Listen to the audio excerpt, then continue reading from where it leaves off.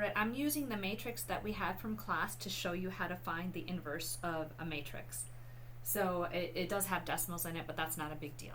So step one, and by the way, what I'm going to do is when I'm using formulas, I'm going to use A, B, C, D for the components of my hair is in the way. So A, B, C, D is going to be my arbitrary matrix. So step one to find the inverse is to find the determinant.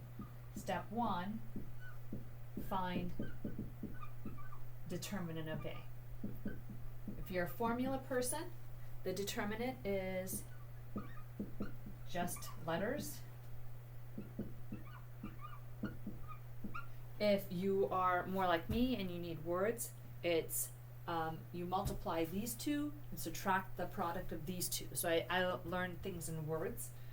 So here in our case, A is 1.70, B is 1.30, C is 5.60, and D is 5.40. And we pop them into their right places. So the determinant of A is 1.70 times 5.40 minus 1.30 times 5.60. And Captain Hedgeland has cranked out the solutions. I know you guys make fun of me for saying cranked out. So the determinant turns out to be 1.90. We're going to trust his math because he's younger and bright. So 1.90 is what you get for the determinant. Step two is to put this determinant into the formula for A inverse. And this only works for 2x2s. So I'm erasing this stuff here. Step two, A inverse is this.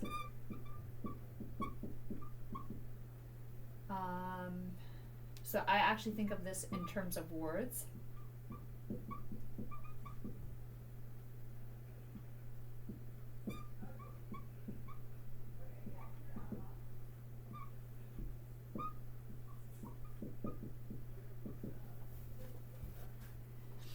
I'm like a conductor. So I think of this in terms of words.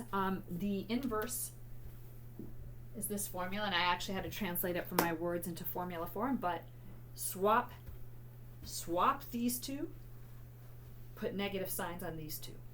So swap these two, put negative signs onto these two, and divide every component by the determinant of A. So if I pop it in, it doesn't matter how you have everything. This was my determinant, 1.90. So now I can pop everything in. So A inverse turns out to be D, which was 5.40, divided by 1.90. B, which is 1.30, divided by 1.90, and that's negative. And then C, which is negative 5.60, divided by 1.90. And then the swap would be the A, 1.70, divided by 1.90. And then Captain Hedgeland has actually cranked that out for us, and it turns out to be, I'm going to get his actual numbers, it turns out to be 2.842 minus 0.684 minus 2.947. I have a friend, Colonel Gerving. He taught in physics, and he also grew up about half an hour from where I grew up. He grew up in Webo, Montana. I grew up in Glendive, Montana, and he would say there's issues with significant figures.